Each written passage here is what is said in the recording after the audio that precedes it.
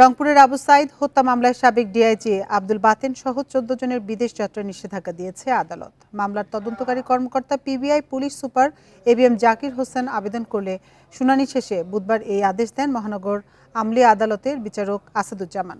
বৃহস্পতিবার দুপুরে মামলার প্যানেলে আইনজীবী রোকনুজ্জামান রোকন এ তথ্য জানান। তিনি বলেন, আবু সাইদ হত্যা মামলার এজাহারভুক্ত কনস্টেবল সুজন চন্দ্র রায় ও এএসআই আমির আলী সহ ২ আসামিকে গ্রেপ্তার করেছে পুলিশ। মামলার আরেক আসামি পুলিশের সাবেক মহাপরিদর্শক চৌধুরী আবদুল্লাহ আল মামুন গ্রেপ্তারের পর কারাগারে আছেন। ১৮ই আগস্ট আবু সাইদের বড় ভাই রমজান আলী বাদী হয়ে আদালতে হত্যা মামলা দায়ের করেন।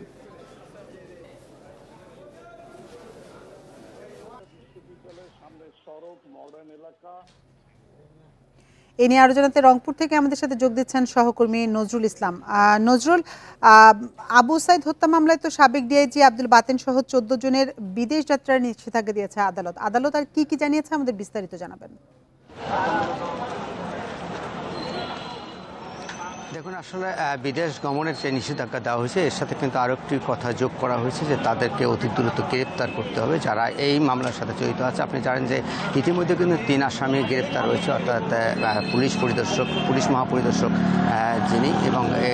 যিনি এই ঘটনার সাথে যারা যেসব পুলিশ দুজন কর্মকর্তা জড়িত ছিল সরাসরি। আপনি জানেন যে বেগম রোকেয়া বিশ্ববিদ্যালয় বৈষম্য ছাত্র আন্দোলনের ঘটনায় যে আবু সাইদ নিহত হয়েছে সেই সময় যে গুলি করছিল অর্থাৎ টিয়ার শেল সহ সেই আসামি ২ জন কিন্তু সুজন চন্দ্র রায় এবং আমির আলী গ্রেপ্তার করা হয়েছে এবং বাকি যে ১৪ আসামি রয়েছে তাদেরকে বিদেশ গমনে নিষেধাজ্ঞা আরোপ করা হয়েছে। এই মামলাটি অর্থাৎ করেন তার বড় ভাই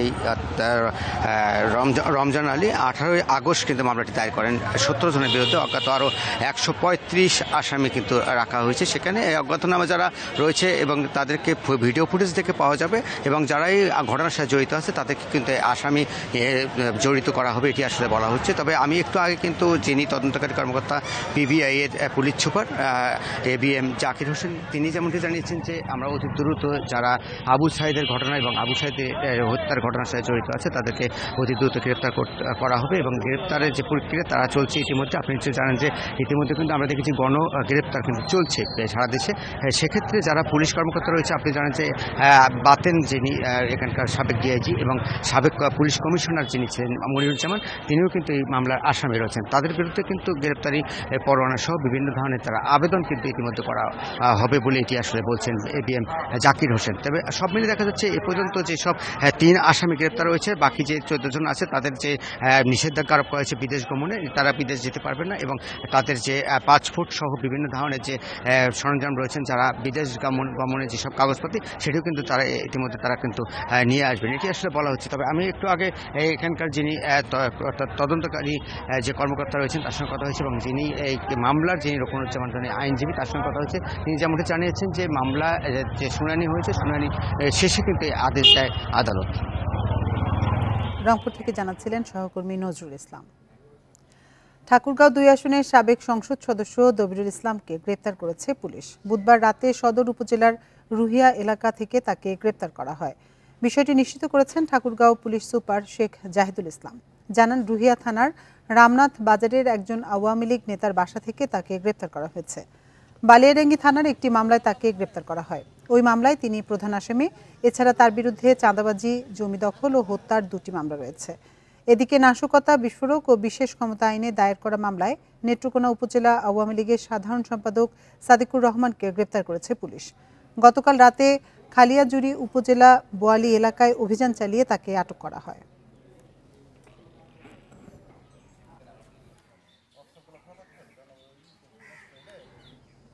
গাজীপুরের শ্রীপুরে সেলুনে পোশাক শ্রমিক আবু সাইদকে গলা কেটে হত্যার অভিযোগ উঠেছে নাপিতের বিরুদ্ধে। ঘটনার পর থেকেই পলাতক অভিযুক্ত নাপিত মোহাম্মদ খলিল মিয়া।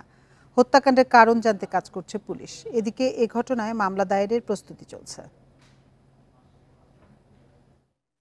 শ্রীপুরের মাওনা উত্তরপাড়া গ্রামের বাবুল সরকারের বাড়িতে ভাড়া থাকতেন পোশাক শ্রমিক আবু সাইদ। বুধবার রাতে তাকে বাসা থেকে সেলুনে ডেকে নেয় নাপিত মোহাম্মদ খলিল মিয়া। এরপরে সেলুন থেকে ধস্তাধস্তির শব্দ পান স্থানীয়রা। কিছুক্ষণ পর খলিলকে রক্তাক্ত জামাকাপড় নিয়ে দ্রুত চলে যেতে দেখেন এলাকাবাসী। পরে সেলুনে গিয়ে আবু সাইদের গলা কাটা মরদেহ দেখতে পেয়ে পুলিশে খবর দেয়। ঘটনাস্থলে গিয়ে মরদেহ উদ্ধার করে আইনশৃঙ্খলা বাহিনী। বাসা থেকে ডাইকে আনা হয়েছে। বাসা থেকে আনার পরে সেরকম সেলুনের ভিতরে যা যাবতীয় জিনিস আছে এগুলো দিয়ে তার নির্মমভাবে হত্যা করছে। সেলুনে সে গিয়েছিল 10টা বাজে রাত, 10টার পর খলিল নামের এক ছেলে, সে নাকি তার সাথে বন্ধুত্ব ছিল। মারছে এটাও তো জানি না, সরকারের কাছে বিচার চাই, মানে যে মারছে এরকম সরল সুজা ছেলেকে যদি মারতে পারে। পুলিশের ধারণা পূর্বশত্রুতার জেরেই হত্যাকাণ্ড, কারণ অনুসন্ধানে তদন্ত করছে তারা। গিয়ে দেখি যে আসলে তাকে গলা কেটে হত্যা করা হয়েছে। তো সেখানে গিয়ে আমরা ডিসিস্টের ঠিকানা সংগ্রহের চেষ্টা করি, ঠিকানা আমরা আইডেন্টিফাই করতে পেরেছি এবং যে হত্যা করেছে তাকেও আমরা আইডেন্টিফাই করার চেষ্টা করতেছি।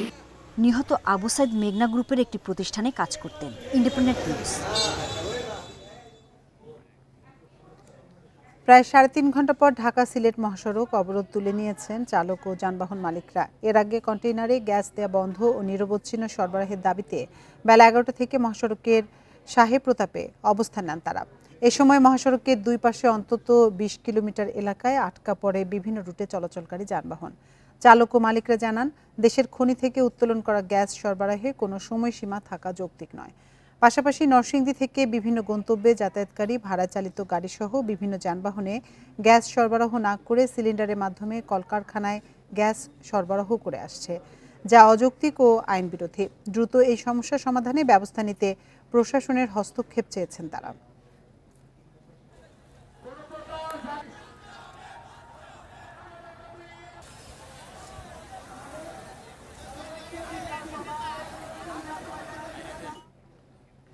সক্রিয় মৌসুমী বায়ুর প্রভাবে রাজধানীসহ দেশের বিভিন্ন এলাকায় বৃষ্টি হচ্ছে।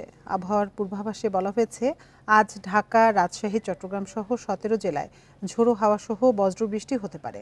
বিশেষ করে দক্ষিণাঞ্চলে হতে পারে ভারী বৃষ্টি। এসব এলাকার নদী বন্দরসমূহে 1 নম্বর সতর্ক সংকেত জারি রয়েছে। এ অবস্থা শনিবার পর্যন্ত অব্যাহত থাকতে পারে। এছাড়া উপকূলীয় এলাকায় ঝোড়ো হাওয়া বয়ে যাওয়ার শঙ্কা রয়েছে। দেশের সব সমুদ্র বন্দরসমূহে জারি রয়েছে 3 নম্বর স্থানীয় সতর্ক সংকেত। ভারী বৃষ্টিতে দেখা দিয়েছে পাহাড় ধসের শঙ্কা। সকালে বৃষ্টিতে বিপাকে পড়েন স্কুল, কলেজ ও অফিসগামীরা। রাজধানীর বিভিন্ন সড়কে দেখা দেয় জলজট। নির্ধারিত সময়ে গন্তব্যে পৌঁছাতে ভিজে ভিজে রওনা হন অনেকেই। এদিকে বৃষ্টির কারণে সিলেটের সুরমা ও কুশিয়ারা এবং চট্টগ্রামের মুহুরী ও মাতামুহুরী নদীর পানি সমতলে বৃদ্ধি পাচ্ছে। তবে এখনও তা বিপদ সীমার নিচে রয়েছে বলে জানিয়েছে বন্যা পূর্বাভাস ও সতর্কীকরণ কেন্দ্র। সব জায়গাতেই প্রায় পানিবদ্ধতা। আর এই যে অফিস যাওয়ার সময় মেন ভোগান্তিটা হচ্ছে আমাদের ট্রাফিকের ব্যবস্থাপনা এখন আগের মতো নাই। অফিসে যাতায়াতের সমস্যা, তারপর যানবাহনে যানজট লেগে আছে, রুটে স্বাভাবিকভাবে চলা যাচ্ছে না। বৃষ্টির যে ধারা, সেই ধারা আমাদের এখন পর্যন্ত আমাদের প্রেডিকশন অনুযায়ী আরও 2 দিন মোটামুটি অব্যাহত থাকার সম্ভাবনা আছে। তারপরে কিন্তু বৃষ্টির প্রবণতা কমে আসবে। বৃষ্টির প্রবণতা একেবারে বৃষ্টি শেষ হয়ে যাবে না, তবে বৃষ্টির প্রবণতা কমে আসবে। অর্থাৎ বিচ্ছিন্নভাবে বৃষ্টিপাত চলতে থাকবে মোটামুটি 7-8-9 তারিখ পর্যন্ত। সক্রিয় মৌসুমী বায়ুর প্রভাবে দেশের বিভিন্ন জেলায় বৃষ্টি হচ্ছে। সকাল থেকে মাঝারি থেকে ভারী বৃষ্টির কারণে ভোগান্তিতে পড়েন সাধারণ মানুষ। অনেক জায়গায় দেখা দেয় জলাবদ্ধতা। 24 ঘন্টায় চট্টগ্রামে সর্বোচ্চ 120 মিলিমিটার বৃষ্টি রেকর্ড করা হয়েছে।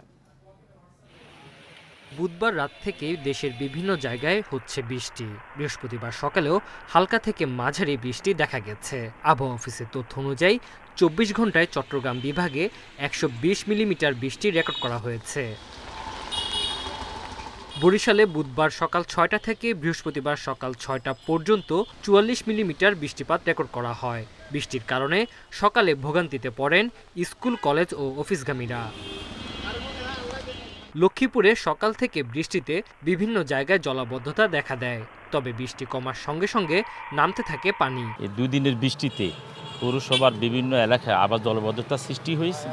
এতে করে আমাদের যে শাকসবজি এগুলো অনেক নষ্ট হয়েছে। অতি দ্রুত যদি ড্রেনেজ ব্যবস্থা খনন করা হয়, তাহলে আমাদের অত্র এলাকার প্রতিটা মানুষের দুর্ভোগ থেকে লাঘব হবে। এদিকে চাঁদপুরে ভারী বৃষ্টিতে জনজীবন স্থবির হয়ে পড়ে। বিভিন্ন জায়গায় দেখা দেয় জলাবদ্ধতা। চলাচলে দুর্ভোগে পোহাতে হয় মানুষকে। মানুষ বেরোতে পারছে না, তারপর হচ্ছে আপনার মালের আমদানি কম, মালের দামও বেশি। এতে আমরা অনেক ক্ষতিগ্রস্ত হয়ে দেখা গেছে, মাল আনি কাস্টমার আসে না। বৃষ্টির কারণে দেখা গেছে যে আমাদের বাইরের যে কাজগুলো, সেই কাজগুলোতে বিঘ্ন করছে।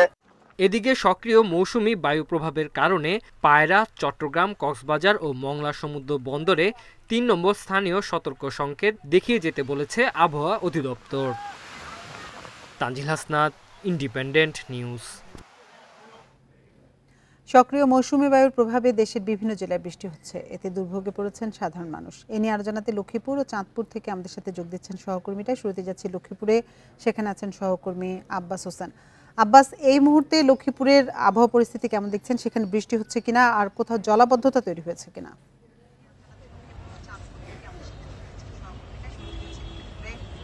এই মুহূর্তে লক্ষ্মীপুরে বৃষ্টি হচ্ছে না, তবে যে বৃষ্টি যে হওয়ার যে সম্ভাবনা সেটি এখন পর্যন্ত রয়েছে, অর্থাৎ আকাশ মেঘলা রয়েছে।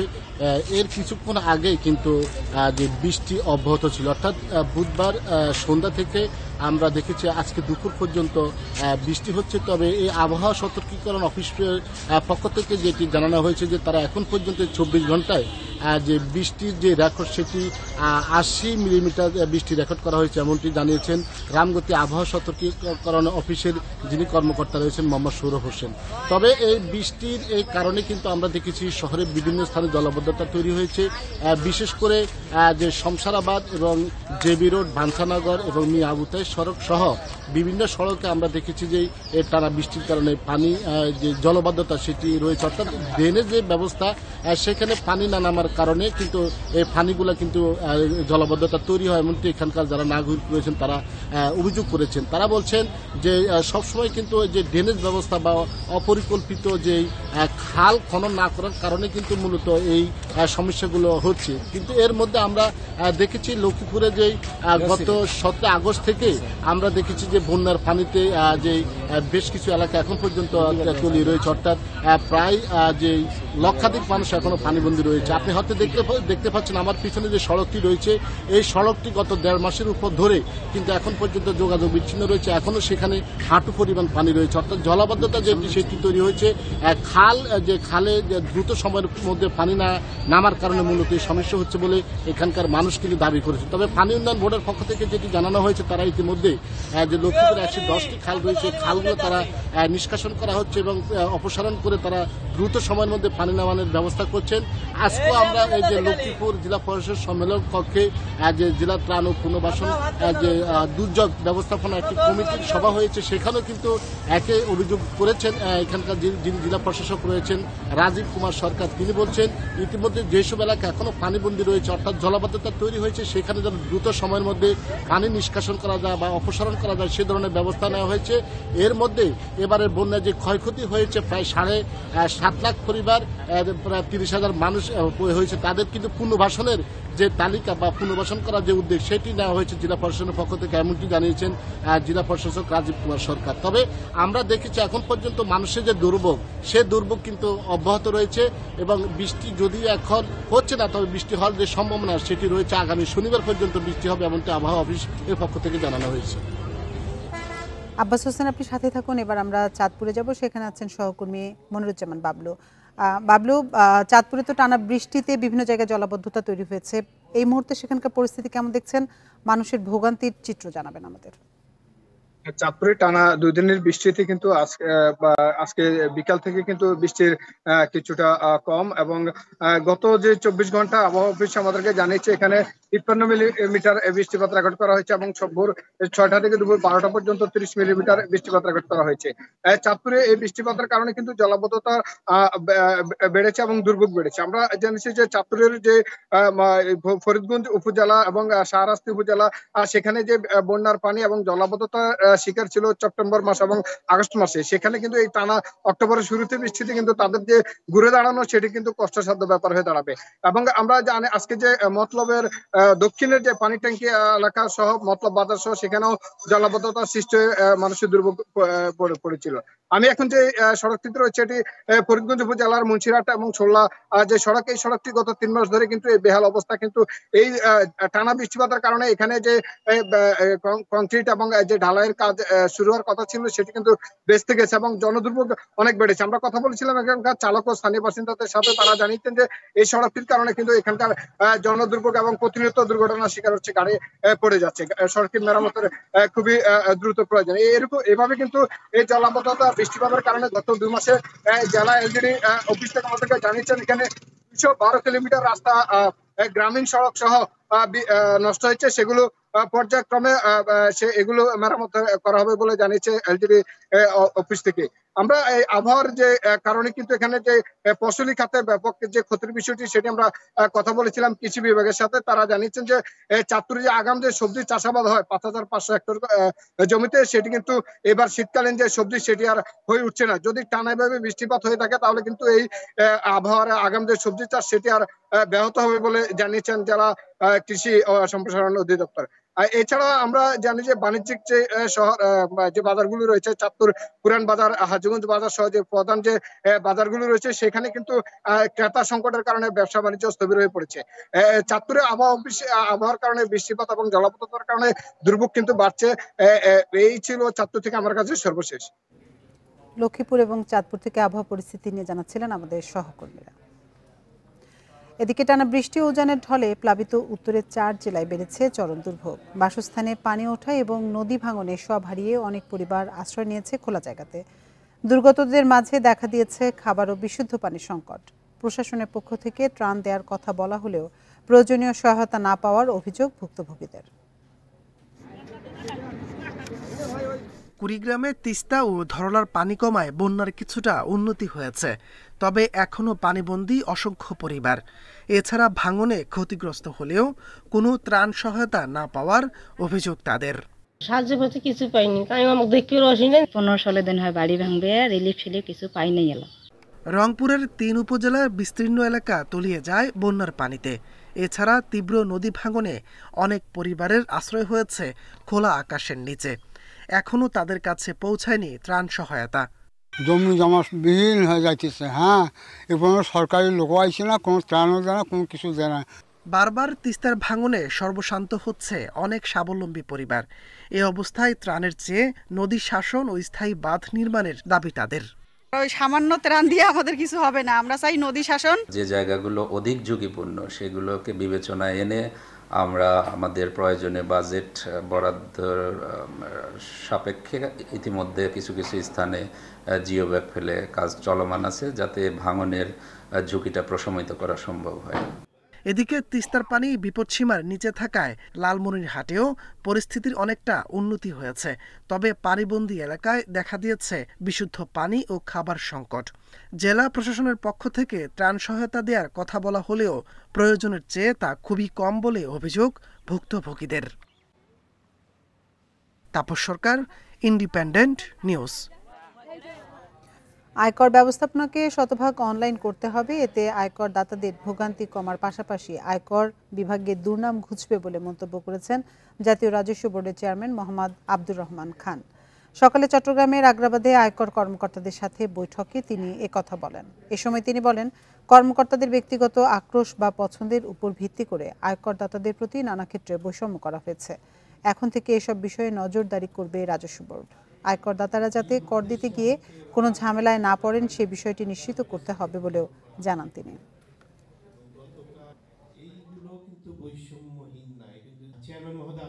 মানুষ এবং যন্ত্রের মধ্যে ডিফারেন্স হলো, যন্ত্র 100% নিউট্রাল। আপনি তাকে যা কমান্ড দিবেন সে তাই শুনবে। কিন্তু আমরা যারা মানুষ, আমাদের ভালো মন্দ মিলে কিছু আবেগ অনুভূতি আছে। আমরা ভালোবাসি, আমরা ঘৃণা করি, আমরা হিংসা করি। দুর্গাপূজা উপলক্ষে মানিকগঞ্জের সিংগাইর উপজেলার ৬৮টি পূজা মণ্ডপে আর্থিক সহায়তা দিয়েছেন বাংলাদেশ বেলারুশের অনারারি কনসাল ও লেদার ইন্ডাস্ট্রিজ অব বাংলাদেশ লিমিটেডের ব্যবস্থাপনা পরিচালক শিল্পপতি অনিরুদ্ধ কুমার রায়। দুপুরে প্রত্যেক পূজা মণ্ডপে ২০,০০০ টাকা করে দেওয়া হয়।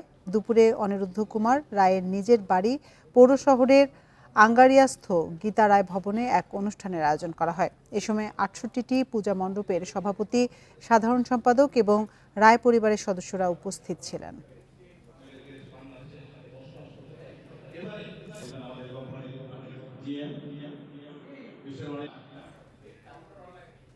কিশোরগঞ্জে দুর্গাপূজার প্রতিমা ভাঙচুরের ঘটনা ঘটেছে। গতরাতে শহরের ৩২ এলাকার বড়বাজার মণিপুর ঘাট এলাকার জিউর আখড়াতে এ ঘটনা ঘটে। পূজা উদযাপন কমিটির সভাপতি লিটন সরকার জানিয়েছেন, প্রতিদিনের মতো দিনের বেলায় পুলিশ সদস্য এবং রাতে গোপীনাথ সংঘের সদস্যরা এই মণ্ডপের পাহারা দেন, কিন্তু সংগঠনের সদস্যরা রাত ৩:৩০টার দিকে ঘুমাতে যান। এরপর কোনো এক সময় দুর্বৃত্তরা প্রতিমা ভাঙচুর করে। পুলিশ সুপার জানিয়েছেন, জড়িতদের শনাক্তে এলাকার সিসিটিভির ফুটেজ বিশ্লেষণ চলছে। এসব ঘটনায় জড়িতরা কোনো ছাড় পাবে না।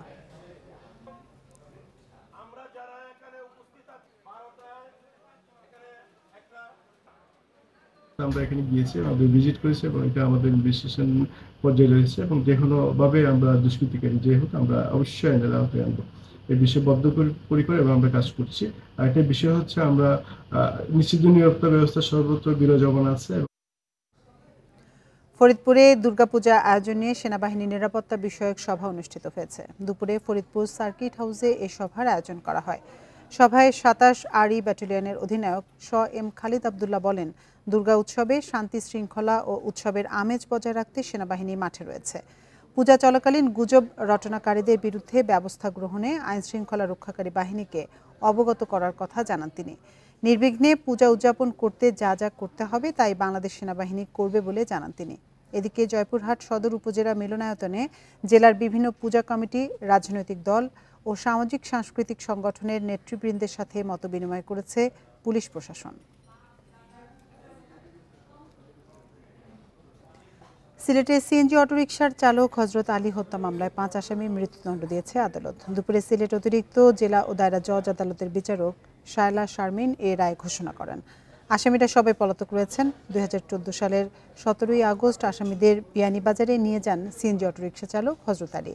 এ সময় ভাড়া নিয়ে তাদের সঙ্গে কথা কাটাকাটি হয় হজরত আলীর। এক পর্যায়ে মারধর করলে অচেতন হয়ে পড়ে সে।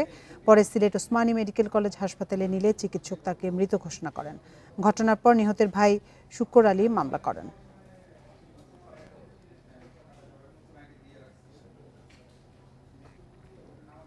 খাগড়াছড়িতে শিক্ষককে পিটিয়ে হত্যার ঘটনায় উদ্ভূত পরিস্থিতির ২ দিন পর অনেকটাই স্বাভাবিক হয়ে এসেছে জনজীবন। বৃহস্পতিবার খাগড়াছড়ি, পানছড়ি ও দীঘিনালা সড়কে যান চলাচল বেড়েছে। জেলার সাপ্তাহিক হাটেও বেড়েছে মানুষের উপস্থিতি, খুলেছে ব্যবসা প্রতিষ্ঠান। নিহত খাগড়াছড়ি টেকনিক্যাল স্কুল অ্যান্ড কলেজের শিক্ষক আবুল হাসনাত সোহেল রানার মরদেহ টাঙ্গাইলের বাড়িতে পাঠানো হয়েছে। গত মঙ্গলবার সোহেল রানাকে পিটিয়ে হত্যা করা হয়।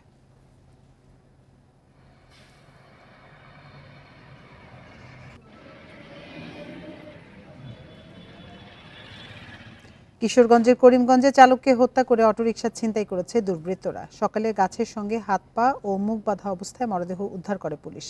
নিহত অটোরিকশা চালক হুমায়ুন করিমগঞ্জ উপজেলার পূর্ব চরকর্ণশী গ্রামের ওসমান মিয়ার ছেলে। করিমগঞ্জ থানার ওসি মোহাম্মদ শাহাবুদ্দিন জানান, বুধবার রাতে রোগী আনার কথা বলে এক যাত্রী কিশোরগঞ্জ শহরের পুরান থানা থেকে অটোরিকশা ভাড়া করে করিমগঞ্জের জঙ্গলবাড়ির দিকে যান।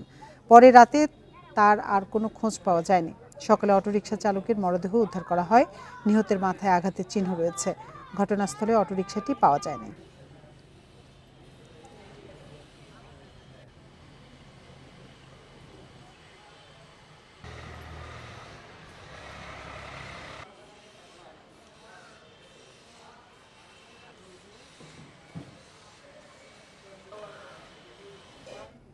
গত কয়েকদিনের অস্থিরতা কাটিয়ে আশুলিয়া শিল্পাঞ্চলে ফিরেছে স্বস্তি। সকাল ৮টা থেকে শান্তিপূর্ণভাবে কাজে যোগ দিয়ে উৎপাদন শুরু করেছেন শ্রমিকরা।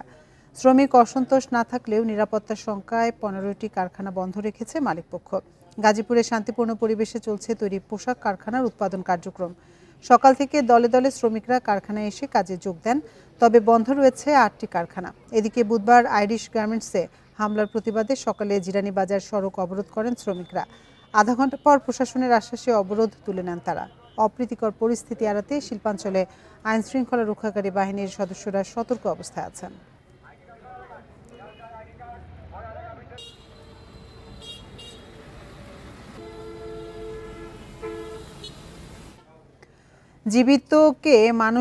জীবিত মানুষকে মৃত ঘোষণার অভিযোগে দোহার উপজেলার স্বাস্থ্য কমপ্লেক্স ভাঙচুর করেছে স্থানীয় জনতা।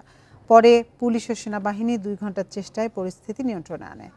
স্থানীয়রা জানায়, বুধবার সন্ধ্যায় উপজেলার পৌরসভা খাড়াকান্দা এলাকার আনোয়ার হোসেন বাড়ির পাশে একটি ডোবায় মাছ ধরতে যায়। সেখানে বড়শিতে বিদ্যুৎ স্পর্শ হয়ে গুরুতর আহত অবস্থায় তাকে দোহার উপজেলা স্বাস্থ্য কমপ্লেক্সে নিয়ে আসলে চিকিৎসক তাকে মৃত ঘোষণা করে। এই ঘটনায় বিক্ষুব্ধ জনতা হাসপাতালের বহির্বিভাগে ভাঙচুর করে। স্বজনদের দাবি, বিদ্যুৎ স্পর্শের পরও জীবিত ছিলেন আনোয়ার। হাসপাতালে নিয়ে গেলে চিকিৎসা না করে আনোয়ার হোসেনকে মৃত ঘোষণা করে।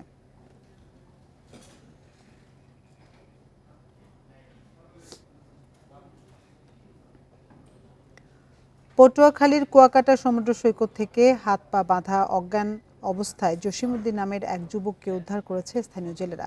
বুধবার রাতে সৈকতের মাঝিবাড়ি পয়েন্ট থেকে তাকে উদ্ধার করা হয়। পরে তাকে কুয়াকাটা 20 শয্যা বিশিষ্ট হাসপাতালে ভর্তি করা হয়। জসিমের বাড়ি জেলার মির্জাগঞ্জের কাঁঠালতলী এলাকায়। পুলিশ সূত্রে জানা গেছে, সমুদ্র থেকে মাছ ধরা শেষে তীরে ফেরার সময় কান্না শুনতে পেয়ে ওই যুবকের হাত পা বাঁধা অবস্থায় উদ্ধার করে জেলেরা। উদ্ধার করার পর জ্ঞান হারিয়ে ফেললে তাকে হাসপাতালে নিয়ে যায়। মহিপুর থানার ওসি আনোয়ার তালুকদার জানান, উদ্ধার করা যুবকের পরিবারের সদস্যদের খবর দেওয়া হয়েছে।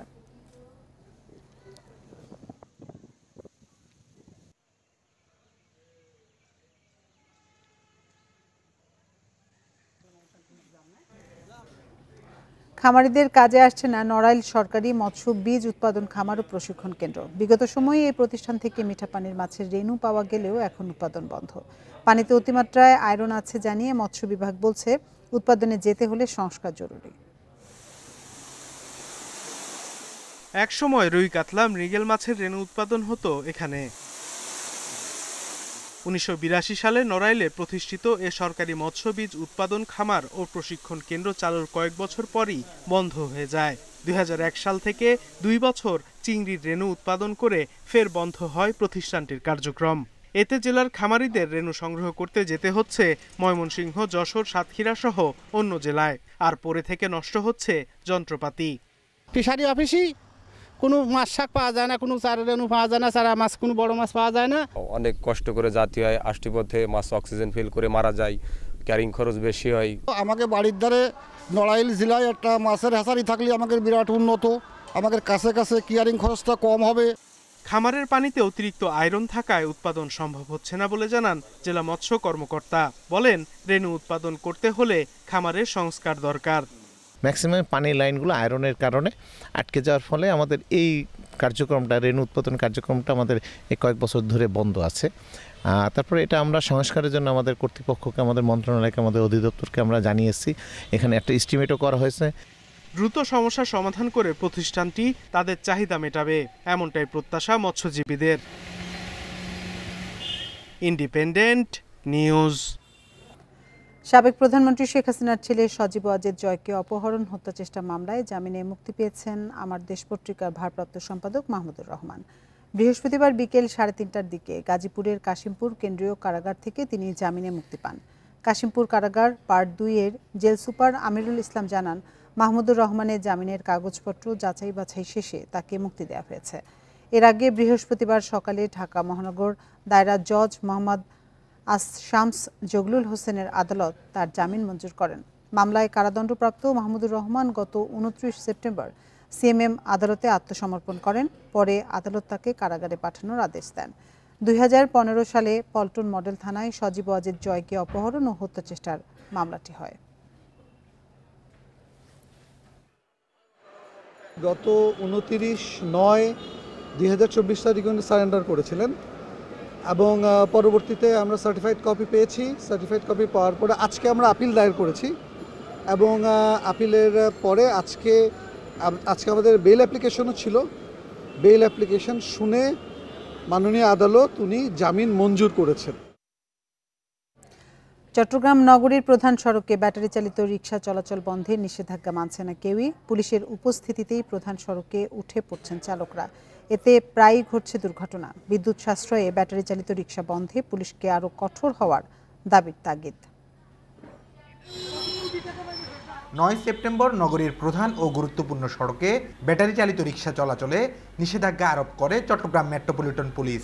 দিনে দুপুরে সড়কে দাপিয়ে বেড়াচ্ছে অবৈধ যানবাহন। ট্রাফিক পুলিশের কড়াকড়িতেও থেমে নেই ব্যাটারি চালিত রিকশার দাপট। বেপরোয়া গতি, ত্রুটিপূর্ণ ব্রেক সিস্টেম ও অদক্ষ চালকের কারণে প্রায়ই ঘটছে দুর্ঘটনা। ব্যাটারি চালিত রিকশা নিয়ন্ত্রণ ও চালকদের সচেতনতার উপর জোর দিচ্ছেন নগরবাসী।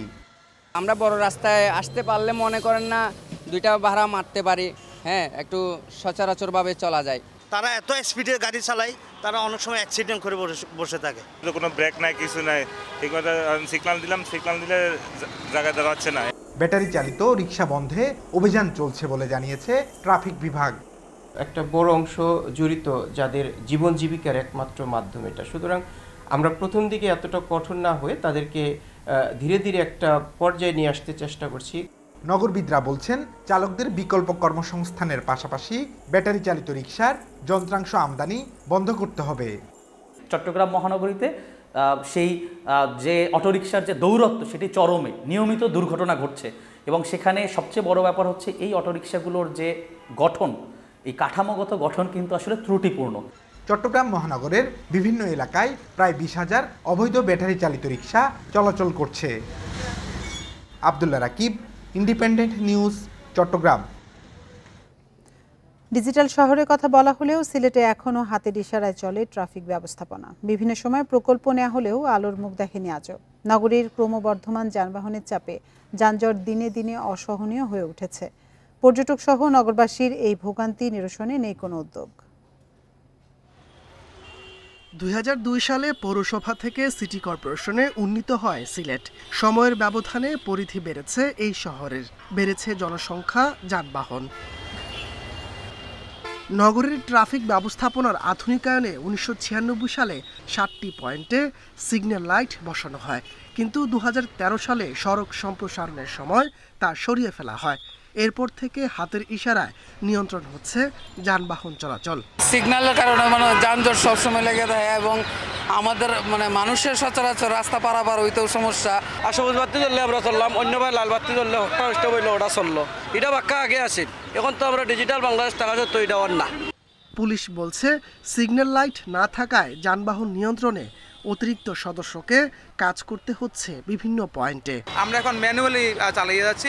আমরা আশা করি অতি শীঘ্রই অন্যান্য মহানগরের মতো এই ট্রাফিকের সুযোগ সুবিধা বাড়বে। সদাশয় সরকার, সিলেট মেট্রোপলিটন পুলিশ এবং সিটি কর্পোরেশনের যৌথ উদ্যোগে জনবান্ধবপূর্ণ একটি ট্রাফিক ব্যবস্থা গড়ে উঠবে। সিটি কর্পোরেশনের আধুনিক সিগন্যাল লাইট স্থাপনের পরিকল্পনা উদ্যোগ রয়েছে কাগজে কলমে। তবে কর্মকর্তাদের দাবি বাজেট স্বল্পতার কারণে আলোর মুখ দেখেনি প্রকল্প। একটা প্রকল্প আমরা একটা স্টাডি করে আমরা আমাদের মিনিস্ট্রিতে সাবমিট করেছিলাম অনেক আগে, কিন্তু এটা আসলে অগ্রগতি হয়নি। কারণ ফান্ডের যে ক্রাইসিস, আমাদের যে প্রমাণ প্রকল্পগুলো আছে এই বিষয়ে আমাদের ইন্টারিম গভর্নমেন্ট তো বললো যে যেগুলো জনস্বার্থে সেগুলো তো রাখবে। নগরীর যানজট নিরসনে দ্রুত ট্রাফিক ব্যবস্থার আধুনিকায়নের পরামর্শ দিয়েছেন বিশিষ্টজনরা। Independent news. বর্তমান পরিস্থিতি তুলে ধরে বৈষম্য বিরোধী ছাত্র আন্দোলনে আহতরা সাহায্য সহযোগিতার আহ্বান জানিয়েছেন। দুপুরে ময়মনসিংহ প্রেস ক্লাবে তারা সংবাদ সম্মেলন করে এই আহ্বান জানান। তারা বলেন, বৈষম্য বিরোধী ছাত্র আন্দোলনে আহত হয়ে ময়মনসিংহ মেডিকেল কলেজ হাসপাতালে চিকিৎসাধীন রয়েছেন ছাত্র, দিনমজুর সহ অনেকেই। এদের মধ্যে অনেকেই পরিবারের একমাত্র উপার্জনক্ষম ব্যক্তি। আহত হওয়ার কারণে অনেকেই চাকরি হারিয়েছেন, আবার কাজের সক্ষমতা হারিয়েছেন অনেকে। সরকারিভাবে চিকিৎসা পেলেও আয়ের পথ বন্ধ হয়ে যাওয়ায় সংসার চালাতে পারছেন না তারা। এতে মানবেতর জীবনযাপন করছেন তাদের পরিবারের সদস্যরা। তাই সকলের কাছে সহযোগিতা প্রত্যাশা করছেন তারা।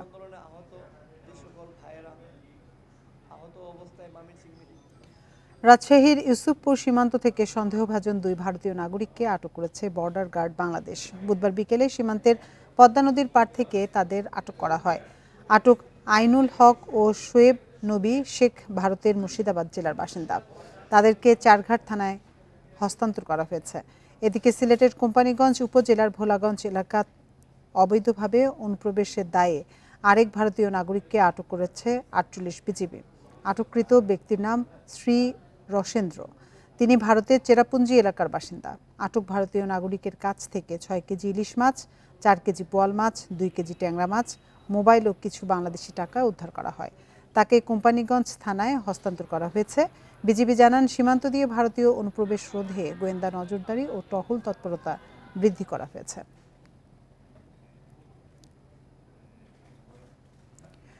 চিনি শিল্পের কৃষি বিভাগকে রাজস্ব খাতে অন্তর্ভুক্ত করা সহ 3 দফা দাবিতে মানববন্ধন করেছেন চিনিকলের কর্মকর্তা কর্মচারীরা। দুপুরে জয়পুরহাট চিনিকলের প্রধান গেটের সামনে ঘণ্টাব্যাপী মানববন্ধন অনুষ্ঠিত হয়। দুপুর 12টার দিকে নাটোর সুগার মিল গেটে মানববন্ধন কর্মসূচি পালন করেন মিলের কর্মকর্তা ও কর্মচারীরা। এ সময় বক্তারা তাদের 3 দফা দাবি তুলে ধরেন। সকালে বৈরী আবহাওয়া উপেক্ষা করে ঝিনাইদহের মোবারকগঞ্জে চিনিকলের সামনে কর্মসূচির আয়োজন করে শ্রমিক কর্মচারীরা। এতে ব্যানার ফেস্টুন নিয়ে কর্মকর্তা কর্মচারী সহ অন্যান্যরা অংশ নেন। ঘণ্টাব্যাপী চলা কর্মসূচিতে বক্তারা তাদের দাবি তুলে ধরেন।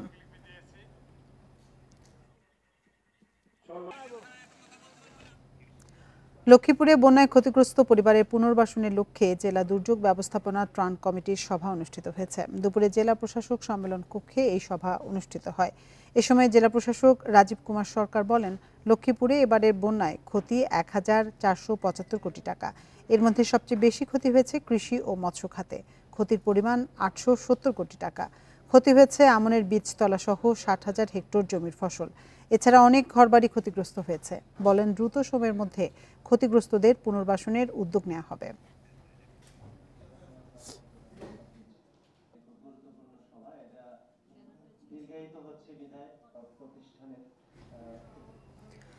মা ইলিশ সংরক্ষণ অভিযান বাস্তবায়ন উপলক্ষে শরীয়তপুরে ইলিশ সম্পদ উন্নয়ন সংক্রান্ত জেলা টাস্ক ফোর্স কমিটির সভা অনুষ্ঠিত হয়েছে। বৃহস্পতিবার সকালে জেলা প্রশাসন ও জেলা মৎস্য অধিদপ্তরের আয়োজনে এ সভা অনুষ্ঠিত হয়। জেলা প্রশাসক কার্যালয়ে সম্মেলন কক্ষে ভারপ্রাপ্ত জেলা প্রশাসক সাদিয়া জেরিনের সভাপতিত্বে সভায় জানানো হয়, আগামী ১৩ অক্টোবর থেকে ৩ নভেম্বর পর্যন্ত মা ইলিশ সংরক্ষণ উপলক্ষে অভিযান অব্যাহত থাকবে। তাই ২২ দিন পদ্মা ও মেঘনা নদীতে মাছ ধরা সম্পূর্ণ নিষেধ থাকবে। প্রজনন মৌসুম মা ইলিশ ধরা থেকে বিরত থাকার পরামর্শ দেওয়া হয় সভায়।